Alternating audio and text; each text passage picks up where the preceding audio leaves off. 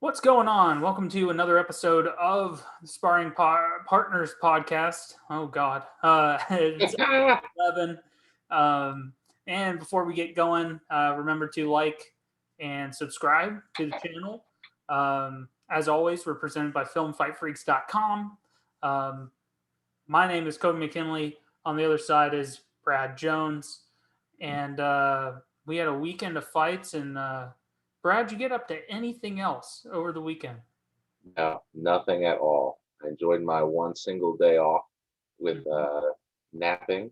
And then I have to admit, I did enjoy the early start time of the card this week with prelims starting at 4 p.m. So we've been kind of screwed these last couple weekends in a row with these like 10 p.m. main cards, which are awful. But yeah, 7 p.m. main card was beautiful. We were done with the whole card by like 9:30, 10. It was excellent. Yeah, it was great, and it made me. Yeah, I wish they would do that more often, man. I mean, there's no reason not to, really. I mean, especially what's weird is that they all take place in Vegas.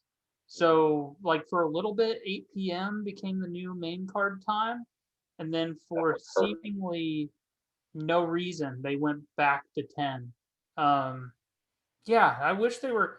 I don't want to sound like I don't want to sound old at, you know, 28 years old, but I don't necessarily want to have to, well, I guess we don't have to, but I want to see all the fights. I want to see the main event. And it's really rough when it's like 12:30 and I'm staring down the barrel of like, you know, a Dan Ige Calvin Cutter main event. You know what I mean? Oh, I know. And we get those three title fight cards, and those first two title fights go all 5 rounds. And we're looking at a third title fight starting at like 2 a.m. Or the Ronda pay-per-view from Brazil with 7 fights on the main card. Or Ronda doesn't fight till like 2:30. Yeah. It's ridiculous. Oh, Yeah. There's a well, didn't they do that with they did that with the Benson Edgar card in Japan? they've done it a couple times. It was like a 20 fight card. It was massive. It was a good card though, actually. Um oh, my cold one. My grade A root beer is catching up with me. Gotta Knocking go. it back I might have to go pop a Tums. like the dusty old man that you are. Yeah. Oh yeah. Yeah. I have the I'm excited for that because as I get older, I'm harder to impress, Mm, and that is fun. you'll reach a certain age, I guess, where you're just nothing really. You think there's a catch always. Yeah. Well, this weekend we got some good fights, and there was no catch. Um, well, actually, yes, there was. Jimmy Flick caught a flying triangle in like the second or third fight in. Um, Yeah, it was actually a really fun card. What did you think of the card overall? Good old UFC Vegas 17, Wonderboy versus Jeff Neal. Jeff Uh, Neal. There yes, we go. was a fun card, fun end of the year card. I do have to say though, I was like the last week's card, the pay-per-view, just felt really big, really large. Like the Tony and Oliveira fight just felt really huge. Obviously nothing on this card felt that big. This obviously felt like a step down. We could have ended the year with the banger last week, but this was still cool. Still a lot of like dope ass fights. And now we're about to have 4 weeks off. So yeah, no, I'd take a boring Jessica I versus X fighter main event fight card in there somewhere. That's all we had, but yeah, it is what it is. Yeah, it makes you wonder how an up and coming current events mixed arts podcast is going to survive for 4 episodes. But Stick there's around and you will find out. there's always Japan. Keep in mind, there's always Japan. Well, before we get too much further, let me go ahead and hit the old screen share, and we can take a look at this card from our good friends over at Tapology. And we'll start from the bottom, and we'll just pouring out for the fights we didn't get. I always like to take a look in the age of COVID. I like to take a look at the very bottom of the Tapology page to just see what we missed out on. There were some actually there's some pretty solid fights that we missed out on. We missed out on the debut of Manel Kape, former Rizin bantamweight champion. We also missed out on, remember the name, Brad? Bilal Muhammad versus Sean Brady. Misha Serkinov, Brian Spann. Although that wasn't due to COVID, that was due to Serkinov injury. But we'll get started. We'll start talking about some names here. A little side note for anyone who is unaware. This was my first week doing prelim predictions. Brown, what did I score? I don't know. How do you go? Oh well, I was gonna give you a chance to guess it, but I'll just say it. I went 5-2. Hey, nice. Yeah, 5-2 with the exceptions. I was off on the Geron Wynn fight, and I was off on the Talia Santos fight. Yes, I was also very off on. Yeah, actually, I was wrong on each, but for opposite reasons. I thought Arroyo's wrestling was going to be better, but instead he seemed to not defend takedowns at all. And it honestly was weird because it didn't look like an inability, because there were times where he did fight takedowns and didn't get taken down. But he just seemed to roll over like my cat. Like when I start to do the takedown on my cat, he just flops, and that's what Arroyo seemed to be doing all night long. It was like 12 takedowns in 15 minutes from Wynn. Yeah. And then Talia Santos, I thought she would be easier to take down for Jillian Robertson. That one was a big surprise to me because Jillian Robertson has been murking people lately. She's been on a roll, tearing through people on the ground, and she even had like a couple 30-26s at the end of the scorecard. I couldn't believe she got shut down so badly. Yeah, man, that was the one that I had the toughest time picking. But as you said, Robertson's really just been on a roll lately. And I know, you see some of these fighters coming out of Brazil, 16-1. Sometimes they're undefeated with 15, 16 fights, and then they get in there with an American wrestler, and it's just a different thing. And Santos seemed to, not really. I mean, obviously she didn't have a problem. She won and won super dominantly. I don't really have much to say about the first fight. It was fine. I expected Giagos to win. But the next fight, a flyweight bout between Jimmy Flick, who I'm buying into Jimmy Flick. How do you feel about Jimmy Flick? I don't know a damn thing about Jimmy Flick. Oh, I'm buying into Jimmy Flick. Okay. He's good. Granted, he was getting torn up by Cody Durden. But in classic Jimmy Flick fashion, the dude just, in terms of grapplers to watch, Jimmy Flick is the best kind because he's just nonstop, and he'll throw submissions really anywhere he can. He is the opposite of like position before submission. Jimmy Flick's just going for him once it hits the mat, and that's what happened. Cody Durden hung on to that caught kick just a little bit too long, and Jimmy Flick got it done via flying triangle. Yeah, He's keep your eye on good old Jimmy Flick.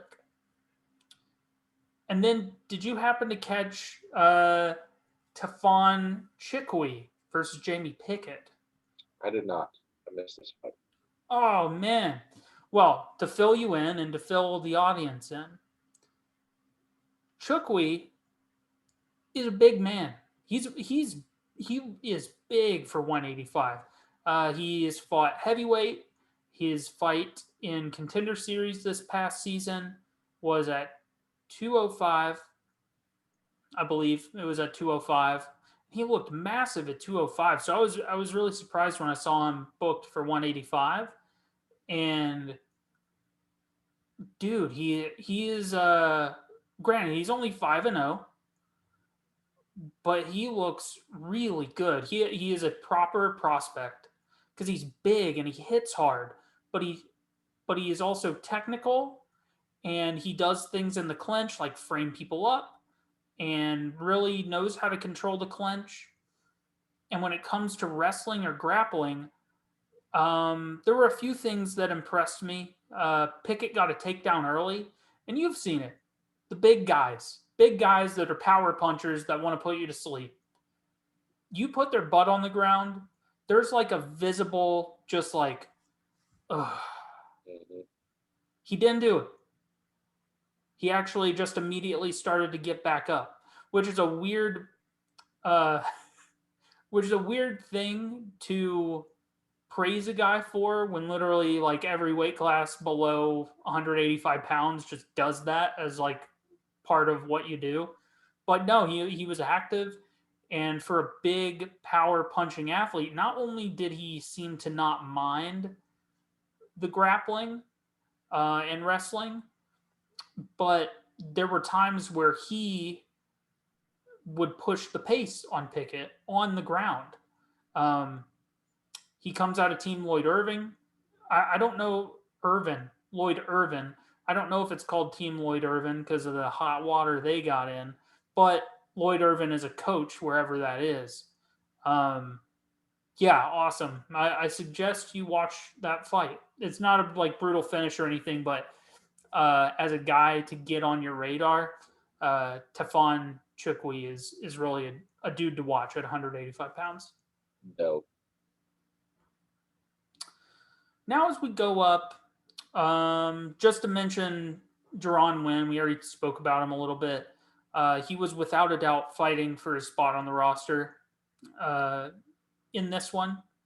Weirdly enough, it was in 195 catch weight. Do you know the story about that? I do not. I do not know what happened with that. I just have a feeling it was due to like a late replacement kind of deal. Yeah, it had to be. Although Geron Wynn is uh, I, 5'6". I think Geron Wynn was scheduled to fight somebody else on this card, and this guy filled in on short notice. He was scheduled to fight Braga Neto. Yeah. Um,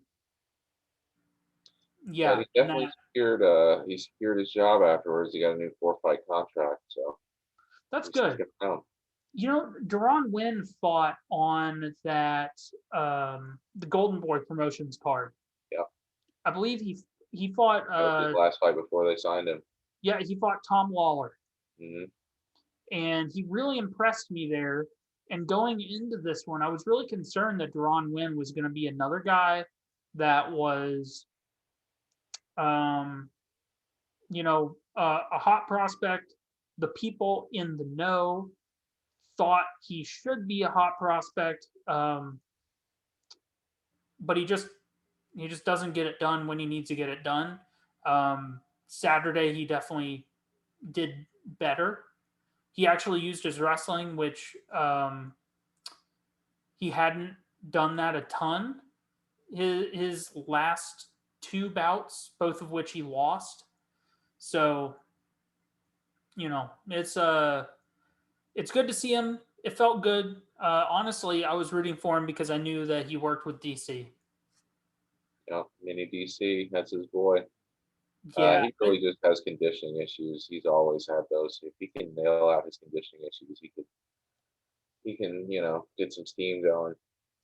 Well, I think that one of the reasons it like makes logical sense that he wants to work with DC is because he is so much smaller than his competition.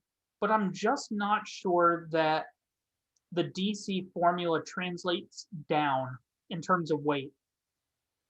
You know what I mean? Like heavyweight, if you're a small guy, you're going to have a massive speed advantage. Usually, there's small people who are slow, but DC being an athlete, he's smaller, but he could do things way quicker than most heavyweights. Once you get down to Yeah, 185, those guys are pretty damn quick yeah, already. So really, all you're gaining at being 5'6", 185 pounds is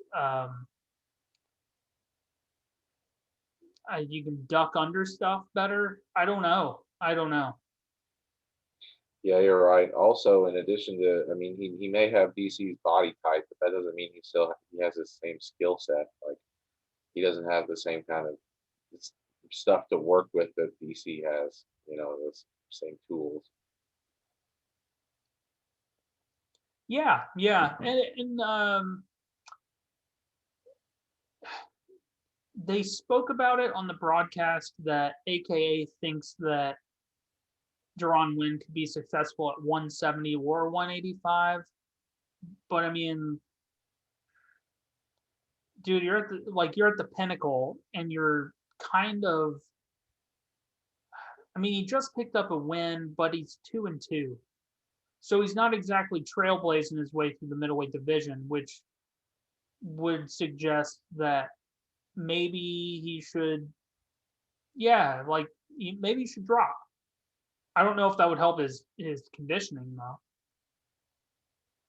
Yeah, Lord knows. I don't know. He's in a rough spot all around. Try it, see if it'll work. Yeah, give it a shot. Mhm. And then next up, uh, Pani Kianzad took on Ciara Eubanks. Um, this fight was a really great fight. I thought coming in it was an awesome piece of matchmaking, and those two really delivered. Yeah, it was cool. I don't remember what the origin of it was, but I early on developed some kind of beef with Sajara Eubanks, and I still don't fuck with her to this day. And so I just don't like her fights, so I don't fuck with her. Well, you must have loved this one because you lost. Yeah, it was cool. Kianzad is cool. Um, yeah, that's about it. It was a cool fight. Nothing was like flashy or super impressive, but it was dope. No, I more so am just impressed with the I'm impressed with the skill set of Kianzad. Um, she lost to she fought on season 28 of the Ultimate Fighter, eventually losing in the finals to Macy. It's like Barber, a huh? Macy Barber, No, no. Chastain, Macy. What's it? Chastain.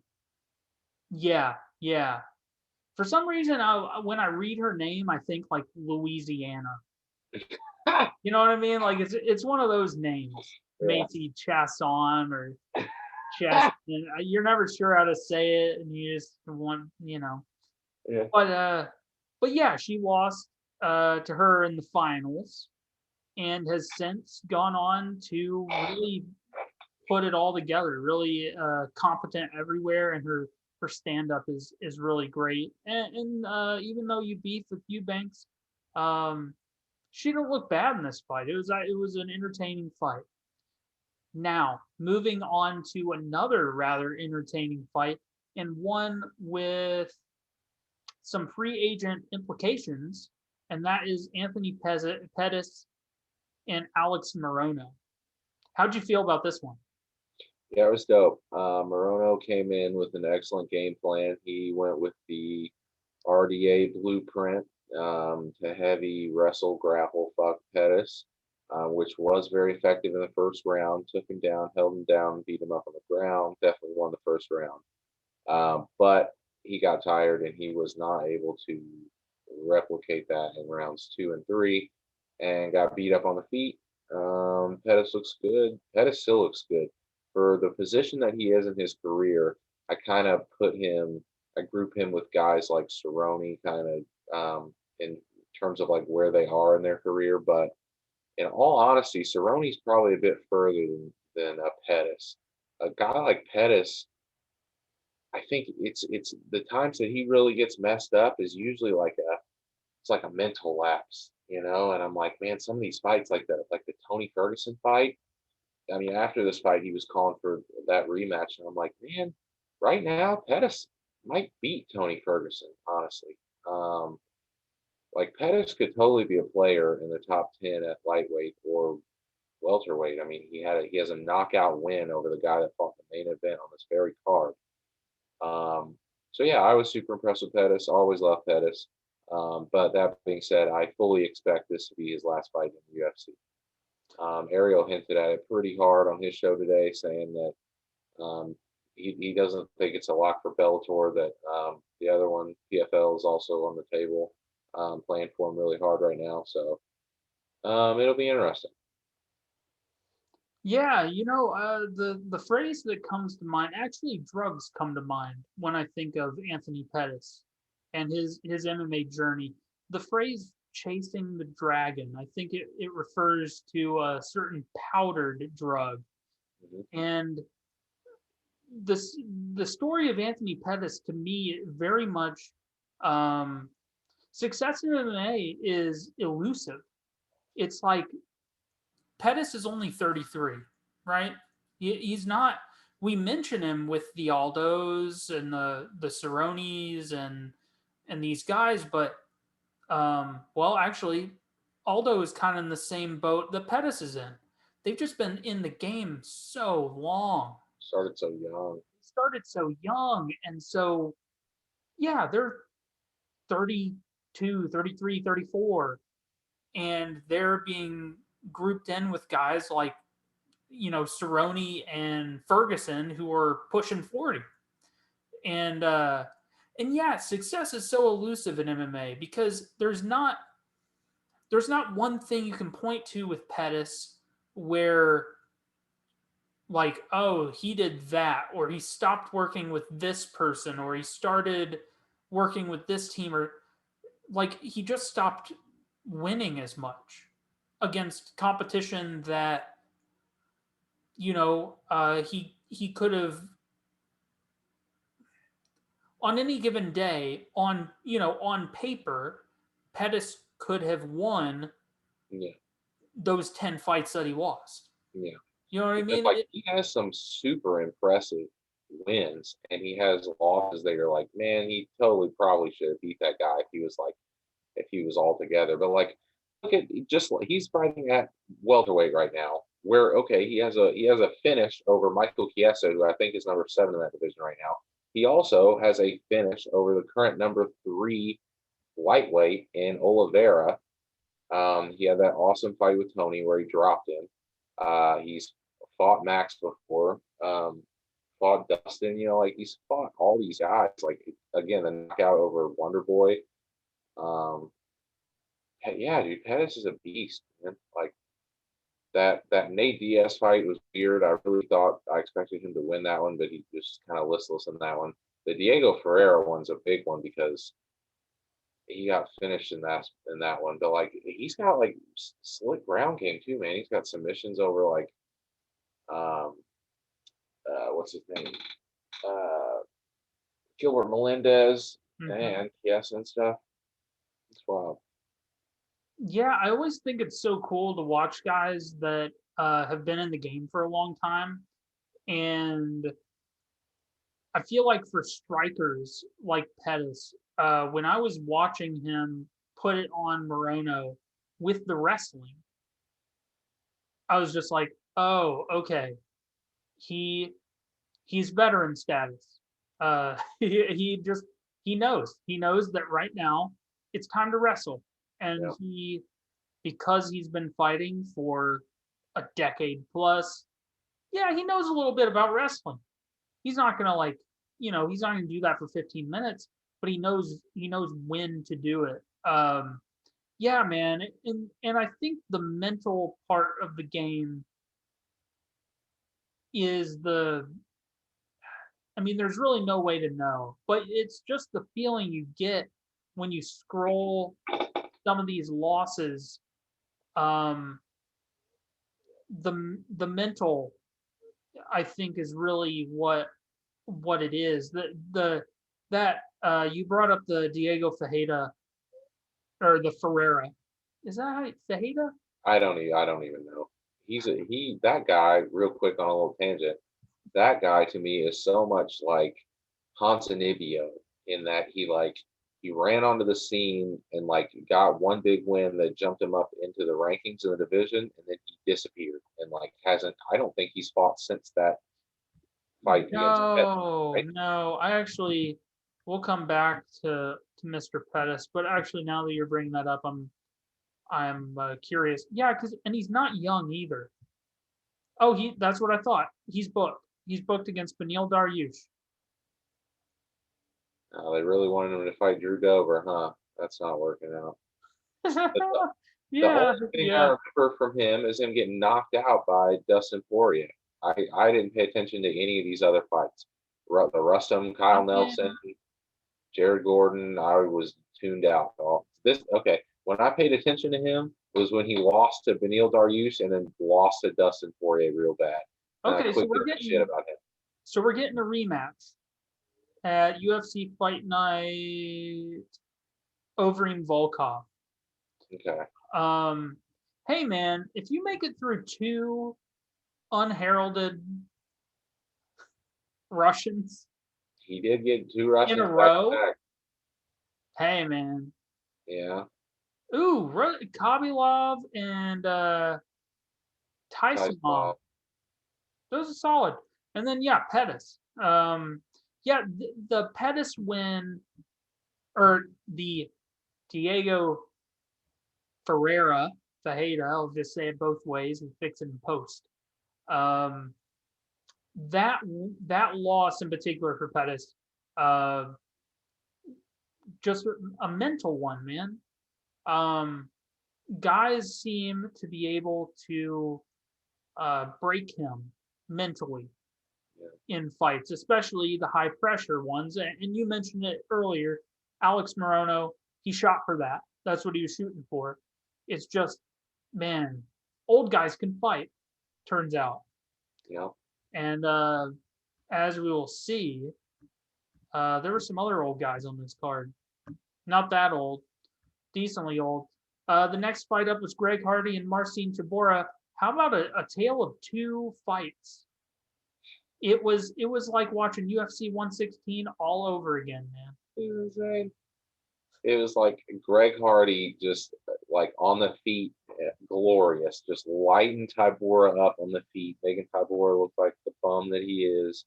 And then Tabora's like, well, I guess I'll just take it down now. And the moment it touches the ground, Greg Hardy's like, I'm exhausted and I have no clue what to do here. It And he it just was lost. it was strange. It was strange because it dude, I think hey, he got in a little bit of trouble for that inhaler, but boy, I think he needs it. Oh yeah. Like, dude, he didn't it wasn't that he got clipped with something and well, I mean, who knows? Maybe he did get clipped with something, we didn't see it, but it didn't look like he did.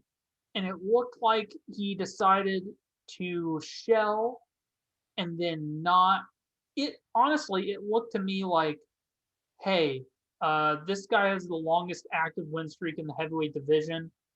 If I lose, not a huge deal. I'll just protect myself until the ref pulls him off, and we'll chalk it up to inexperience. Because I mean, he legit looked like not only that like the skills weren't there, but like he didn't even know. It didn't look like he knew how to apply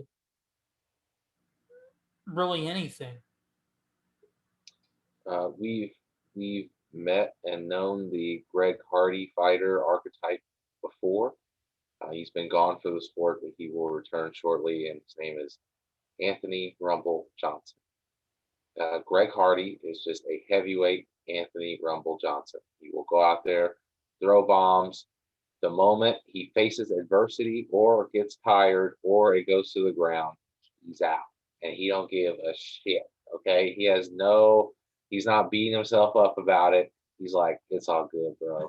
He's giving his opponent daps afterwards. He's like, we just made some money and got rich. It is what it is. It's what the guy wants to do. Greg Hardy is ginormous. When I was looking to fight, I'm like, this guy has to cut weight to make 265. Marcin Tabora himself is a large man, and he was in there looking tiny compared to Greg Hardy. Greg Hardy is ginormous. He is like all of a 300-pound walking around guy. Dude, absolutely, he's going to get exhausted when he starts going multiple rounds in a fight. So I have to bring up a few things because I feel like Marcin Tabora is getting lost a lot in the discussion of Hardy. I mean, the man has the longest win streak in the heavyweight division currently. That is true. He's also somehow under 40. Didn't realize that. And his picture on Tapology looks like a 14-year-old boy's head photoshopped on a man's body. Look at that. Apparently, whatever fighting competition he just won, they're gifting him a golden chicken. I think. Are you sure it's not the golden goose? Oh, that's better. Okay, so he was fighting for a royal golden goose.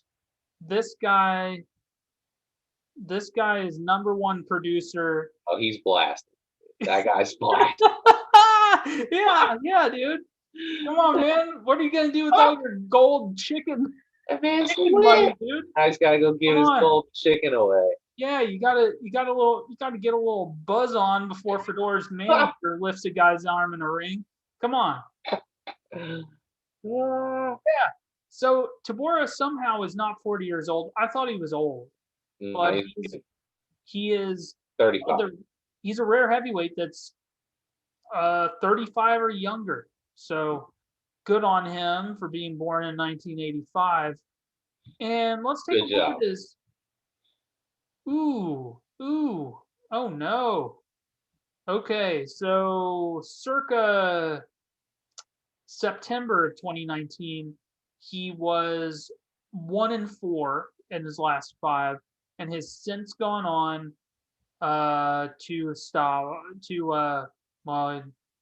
he finally got a stoppage in his yes. Everything we're discovering right now is exactly why I hate Marcin Tabora and why he's a bitch. Because in all honesty, when he came into the UFC, he sucked everything up. He started getting beat up and getting finished by like weak ass dudes. And he's on a nice little streak now, but let's be honest, they're not against the most elite heavyweights. When he fights elite heavyweights, he gets fucked up. He did take out Victor Pesta. Yeah, 4 years ago, he did it. That's good. Victor Pesta, I believe, was he took the ultimate UFC litmus test in Andrei Arlovsky. So he lost to Verdun, Lewis. He beat Struve. Then Shamil. He got TKO'd in both those fights. He got TKO'd by Augusto Sakai. Hey, man, that's a pretty common way to lose to Augusto Sakai. Although he's another guy, not to get totally derailed and just click around Tapology, which I love to do, but... Too late.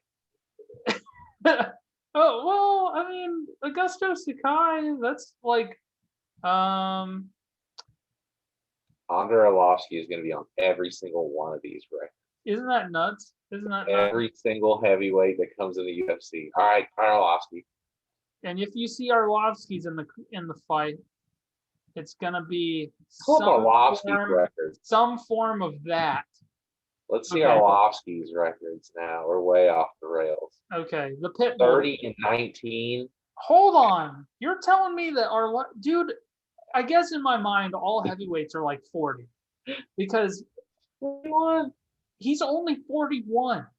I feel like the guy's been 40 for the last 8 years. Well, he was Okay. like written Okay. off dead at like 32. Ooh, no. Okay. Oh, that's Oh, five. That's no. 5 straight right there. But dude, that run Yeah. before that, when he came back to the UFC, that was crazy. Well, I mean, like, he, yeah, man. He fought Tim Sylvia about a dozen times. And so he lost. Like, how crazy is this? So 2009 to 2011, people are like, yeah, Arlovsky should probably hang him up. That's like Which at the a time decade ago. which you He know was why. 31. Yeah, well, you know why I've thought he was 40 for the last 10 years. Because people have been treating him like he's 40 for the last 10 years. He was just barely past 30 when people are like, dog, you gotta hang it up. Dude, it's exactly what we're doing with Aldo. You gotta hang him up, man. You're about to the end of the road. And then, he rebounded that he had some dark times at Pro Elite. But thank God for Ray Lopez. Ray Lopez got him back on track. Dude, how did I never watch that fight? He fought Tim Sylvia for a 13th time at ONE FC 5. It was a no contest because of illegal soccer kicks. Yeah, because they had that weird system where the ref could decide if soccer kicks were legal or it was a really messy system. Now they just let him rip. But back then they had to call it. The ref had to give him the okay. And then he survived to a decision with Anthony Johnson. Still got his jaw broke right now. That's true. And then, yeah, man. And then he went on that little run he had. And then, oof. And then, oof. And yeah, Arlovsky has really gone through it all. He really is. When I think of a veteran of the sport and a guy who really fights his status as a veteran of the sport, it's Arlovsky, man. Yeah. His fights are not flashy and they're often not super entertaining anymore. But I think it's just because of his understanding of the game and what really you have to do to win. And Arlovsky makes it look like not that much. Yeah, Arlovsky is the full definition of a gatekeeper. He is the UFC heavyweight gatekeeper. It's like if you come in the UFC and you're heavyweight, you gotta fight Arlovsky, and if you expect to do anything here, you gotta beat him. Because those last two dudes that came in and lost to him, we're not gonna hear about them for a couple of years. Yeah. Come back. Arlovsky's a guy where the UFC takes a young heavyweight and they go, you need to be able to force a stoppage. Yeah. Because Arlovsky ain't overextending himself. No. He is not afraid to clinch up against the cage for 15 full minutes. Yeah. You need to force this finish. If you're not good enough to force this finish, we'll see you in a couple years. You'll be floating around somewhere, but we'll see you in a couple years. Well, after we've spoken, somehow Arlovsky worked his way into the conversation. We move on to Rob Font and Marlon Moritz. This honestly was the one I was probably most impressed with on the whole card. Yeah. Really great work. And honestly, what impressed me most about Rob Font's win is that he didn't, granted, I mean, it wasn't like, he got it done relatively easy, but it wasn't one-way traffic. Like, he had to fight back from being early on. I was like, well, this is what Marlon Moritz does now. Cool. He's totally changing it up. and he tried to, and he looked pretty good trying to wrestle and grapple Rob Font. But man, when Rob Font let it go, um, dude, that was a pretty rough stoppage, don't you think? Yeah, it was brutal. Yeah. Yeah. Marlon Moritz is having a rough year, and he's having a rough go of it right now. He was on like a rocket ship straight to the top of the division, and now he just ran into a brick wall. I mean, he fell. I mean, he just was number 3 and got finished in the first round by the number 11. So I have to think he falls to at least the bottom of the top 10 from being the number 1 contender just a couple months ago. Ooh, that's rough. He was booked against Piotr Jan. Canceled due to coronavirus. Yeah, well, instead he got wheel kicked by Corey Sandhagen, and man, that on the most haunting punch of the whole fight-ending sequence for me was that uppercut from Rob Font. Yeah. It just like probably there, it could have been stopped. But to focus on our winner and the dude who has come back from some pretty serious stuff. He got injured, and it was his first time fighting in a little bit over a year when he won against Ricky Simone, and now he's on a 3-fight streak. That's pretty good. Yeah. Where would you like to see Rob Font go from here? Well, the top of that division is getting kind of messy right now because you've got the recently booked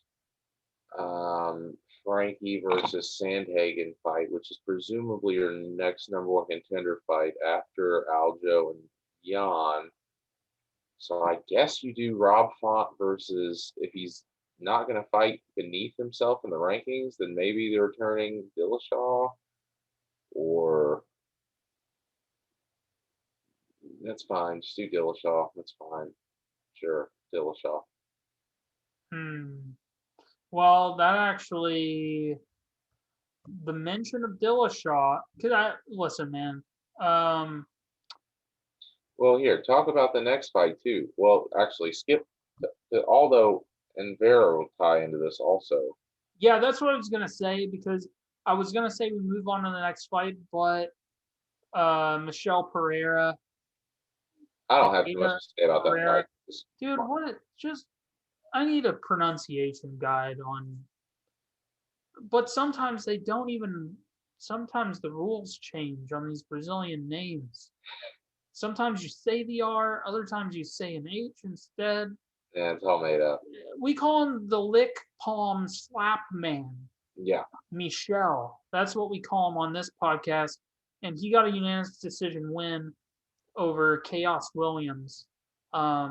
In a fight that was technical, but certainly did not live up to people's expectations for sure. No, Chaos didn't get a flashy knockout like people expected, but he was intense enough to stop Michael Pereira from doing any of his flashy shit that he likes to do. So it was a total nullification across the board. We didn't get a nice brutal knockout from Chaos. We didn't get any cool flashy jumpy shit from Michelle. Did he lick his palm once? Probably not. It was just a straightforward fight, and it was fine. It was fine. Fine. There we go. Yeah. So to circle back, Rob Font. We're unsure what to do with the man. Aldo. Never mind. Take Dillashaw out. Have him fight Aldo. Well, that's the thing, is you brought in Dillashaw, and that's who Aldo called out. Here's my thing. It all comes down to really how you feel about Dillashaw personally, right? It becomes does a person who was champion of the division and then had the belt taken away from them and was gone for 2 years, do they deserve to fight for that belt upon returning to the division? I feel like unanimously people are saying no. He's not going to fight for the belt in his initial return. So then it becomes, okay, well, if you're not going to fight for the belt, should your fight be a number one contender fight? Or when you return, how far along in the rankings do you jump in? Are you jumping back in at like number 10, or are you jumping back in like, okay, you get one fight and then you're fighting for the belt? You Like, know, where does it fit in? The division's changed and grown so much since he's been yeah, gone. Another person's became champion and left, and now there's like everyone at the top of the division. None of these people were here when he left before. It's all new.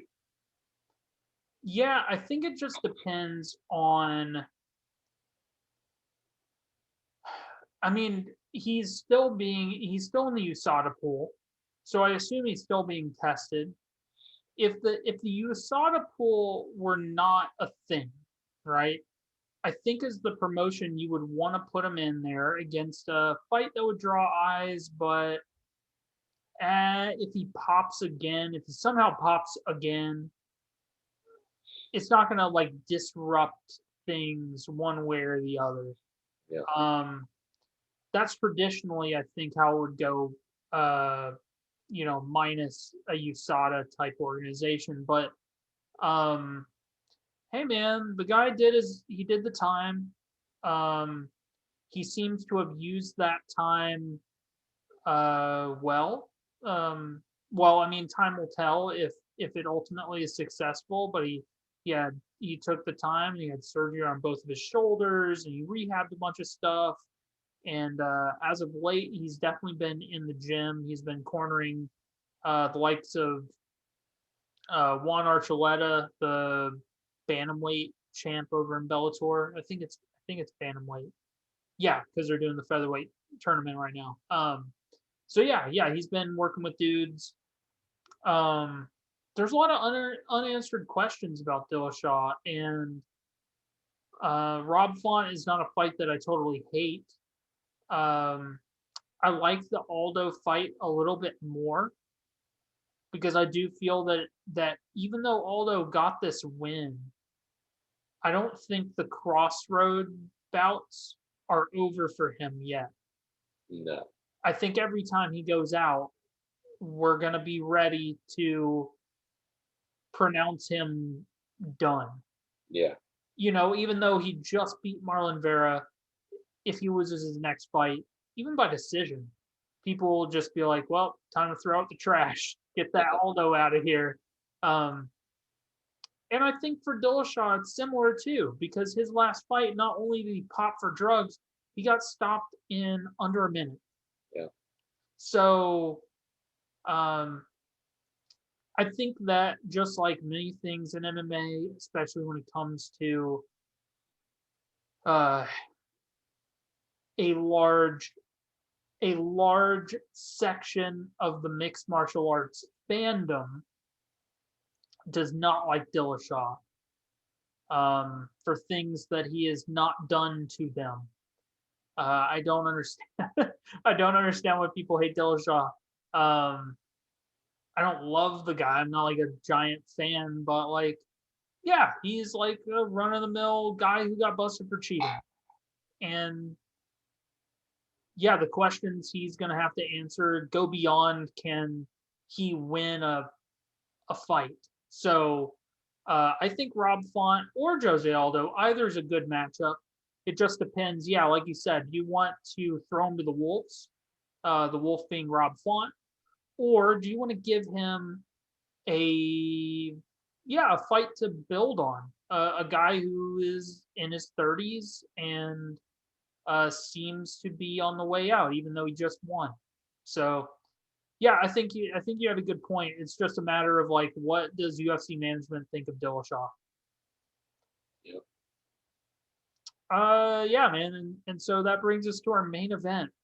Stephen Thompson getting it done over Jeff Neal via unanimous decision. And had a lot of trouble with that word, my diction. Unanimous decision. Um, where Jeff Neal was really never in it. No, no. Wonderboy did a full Wonderboy. Just shut him down. Jeff Neal couldn't get anything going for 5 rounds, and that was just what it was. Can Uh, we can we dub Thompson Karate Fitch? down with that. I'm okay with that. Yeah, Stephen Karate Fitch Thompson. yeah, Yeah. yeah. My biggest thing is so we had Wonderboy had his 2 fights against Woodley. Both of those went south, and so at that point it looked like okay, he's in a bad situation because he's blocked out of the title picture, right? So some time goes by. Woodley no longer champion. Woodley also no longer even relevant at the top of the division. Wonderboy, okay, so since he was locked out, he uh, beat Masvidal, super hot right now, and then they were like, all right, let's have you fight some, up and coming guys like a Darren Till lost. The Pettis fight was just wild. And then they're like, all right, these young up and coming cats like a Till, like a Vincent Luque, a Jeff Neal. And so the whole time you got Wonderboy sitting at like number 5, having to defend his number 5 spot against like number 13, number 11. And he's done that now. And you look ahead of him, the whole top of the welterweight division is completely different from what it was when he was kicked out of it. He has all kinds of fresh matchups up there against Usman or against Colby. He mentioned the rematch with Masvidal, who he beat fairly easily just 3 years ago. I want him to fight up next. I'm done. I'm done with him fighting down. People are talking about like, oh, let's have him fight like Michael Chiesa. No, we're over that. I want him fighting up. I want him fighting a guy ranked above him next, preferably. Yeah, I want Wonderboy moving back toward because those are fun stylistic matchups to me. Everyone up there is a wrestler, like Wonderboy versus Usman or Wonderboy versus Colby. Those are interesting fights to me. Like he may get grappled, wrestled to death, but we don't know that. He may also like just piece them up from the outside, and they may not know how to deal with it. Yeah. Well, I mean, it's one of those things where, and you see it with the dudes who have beaten Wonderboy. Beating Wonderboy doesn't mean you've necessarily hit like Wonderboy's skill set is so unique that what it takes to beat Wonderboy may not even necessarily be what generally makes the best mixed martial artist. Yeah, it probably isn't. No, and the best mixed martial artist may not necessarily beat Wonderboy. And so yeah, I get where you're coming from, and I totally agree. I would love to see him get get a fight against a guy, maybe in his next fight being a number 1 contender. Assuming, did you see any have they released any details as to what was up with his knee? Not that I've seen, no. That looked nasty, man. Yeah, That looked not good. It was a well placed leg kick by Neal, and then it immediately swelled up. He was out for a full year from the injuries he got in the Vincente Luque fight. He got banged up in that one bad too. He's been getting injured quite a bit lately. I mean, he took a bad knockout in that Pettis fight too. Well, I mean, he's 37. Yeah, he's gonna be 38 in February. Well, and he's been fighting since he was a teenager. Yeah. So, yeah, man, there's some miles on him, and I really would like to see him given some opportunities because I don't think we're going to get to have him for too much longer. Yeah. And I totally agree because you could see those fights against a Covington or an Usman going those ways, like getting ground down and just wrestled to death. But that hey, Woodley had a real hard time getting close to him. That's what I was gonna say is that Woodley couldn't really do that consistently. Woodley won those fights with moments. he was able to and with parse out. inactivity.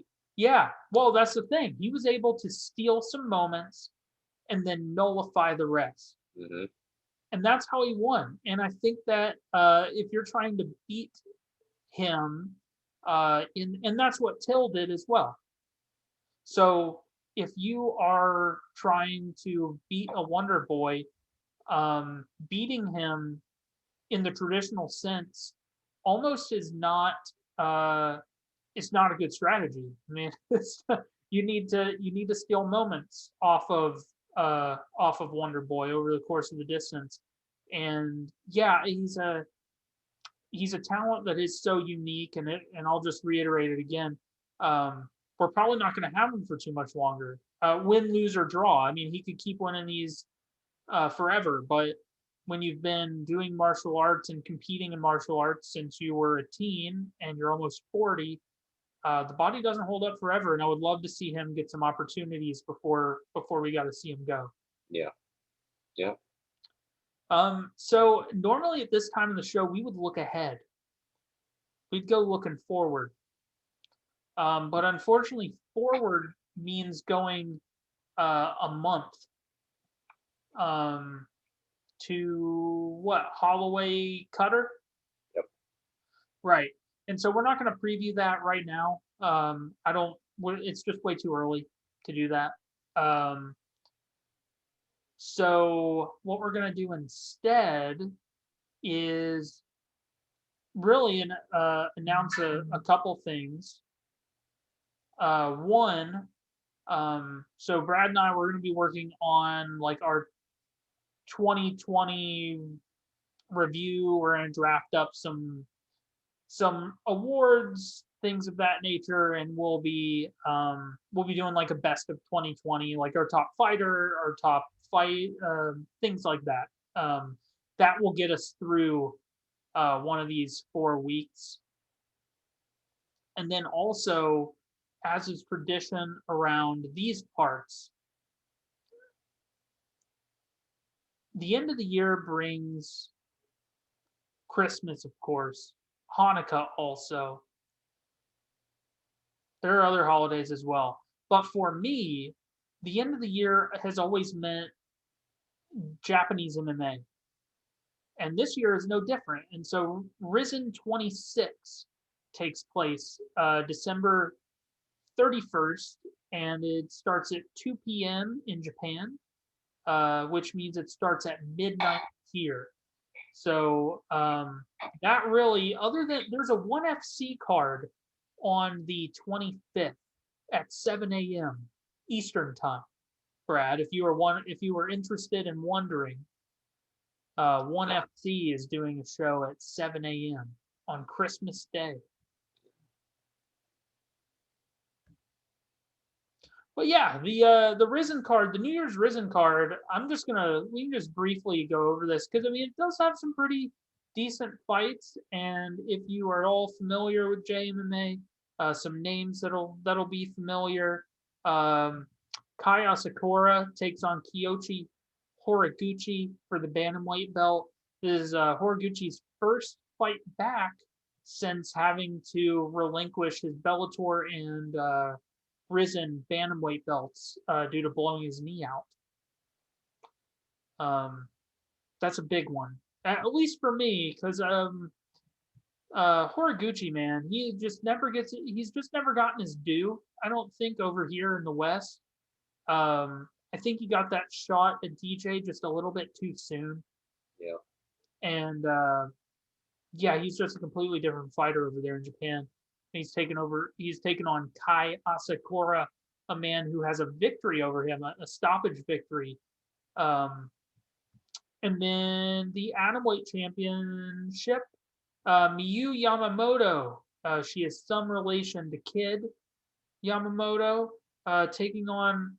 Does this sum up JMMA to you like it does me? Are you anything about that matchup sticking off the page? Well, that one is wild, but in the very same vein, I can't stop but looking from two down with the record of 0-0 versus 34-30. Yeah. Yeah. These and then 17-4 versus 5-0, 20-3 versus 6-4. I mean, And these we lopsided. 65 to stop the 43 press. 60. versus It's 1-0. man, dude. It's the Super Hluck. It's the Super Hluck champion taking What's on, going on? dude. There are multiple people with 0-0 records. Multiple people. Oka Sasaki is on the card. 2-3. I thought that. Oh God, custom rules bouts. for Gomi. Yes, and then the very bottom one is just says unconfirmed rumor.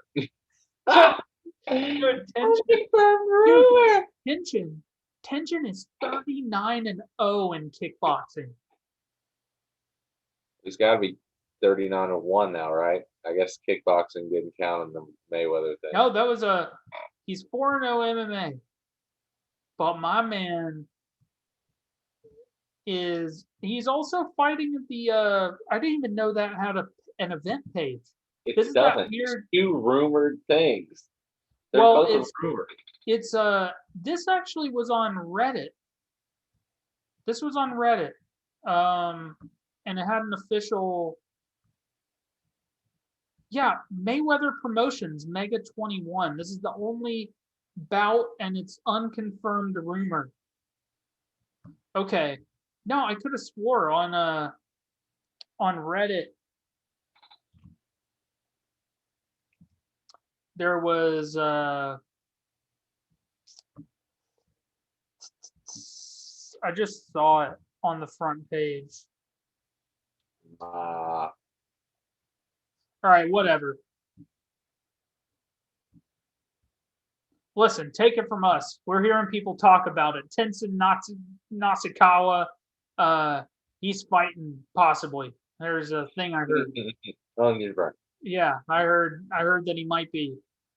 So that takes place Thursday, 12/31 at 12 a.m. So not New Year's. So keep that in mind.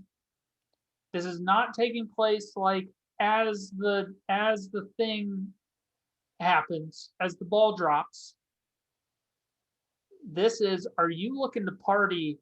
Are you looking to pre-New Year's party? I just don't think anything Japan New Year's related could be as special as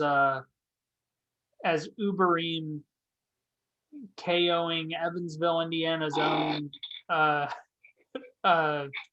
Duffy. Yeah, Todd Duffy. Not even wasn't that Jose Canseco night?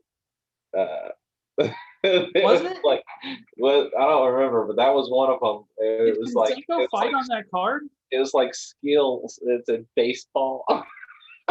Dude, yeah, okay. Fighting style. It was fighting style. It was baseball. Solid, dude. That's one thing that I am bummed, man. That because like this fight. There is a service that Rizin is going through for U.S. audiences. It's not expensive. It's $25 to watch it, and I'll probably pay it and I'll probably watch it. But at the same time, it's a little bit of a bummer because it just like, there's not. I mean, granted, we do have Minowa Man. Minowa Man is on the card, which is good enough for me. But it's no super. Oh my God! Look at his. Look at his. That's his Tapology profile. Yeah. I mean, look at this, man. It like. Hold on. We'll get to the era I'm talking about. He won the Super Hulk. He won the Super Hulk. I think he won it against Sokaju. Yes. He beat Sokaju for the Super Hulk championship in K1. What a time to be alive. 2009. Dude, he is just taking on all comers. Are you 0-1? Don't care. Are you 2-2? Don't care. Are you 1-2? Don't care. 0-0? Get in here. Fight me at Gladiator. Get in here. Yeah. Well, I'm down to watch him fight again. But yeah. Well, let me hit this let me get this screen share off here and we can get out of here.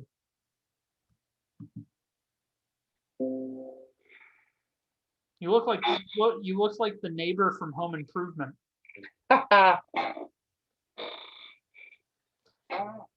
Well, Brad, another week, another podcast. You have anything else to say to the people before we get out of here? God damn thing. Thanks, y'all. I'm lying. I actually do have something to say. Thanks, y'all, for staying around, checking us out. Like, subscribe, tell all your friends. If you like MMA, keep coming back. We be doing this every week, and we got clips on the channel. And that's it. Yeah. Well, I mean, you can find the show notes on filmfightfreaks.com. You can find my predictions there as well for the prelim cards. I get a little bit of time off because this month long break. So we're still going to be doing the show every week. But I think we're going to have to get a little bit creative as to how to do it. Because like I said earlier, what'd you say? It'll be fine. We'll come up with something. Yeah. I had some ideas. And yeah, well, like Brad said, thanks for listening. And yeah, we'll catch you guys next week. Peace. Peace.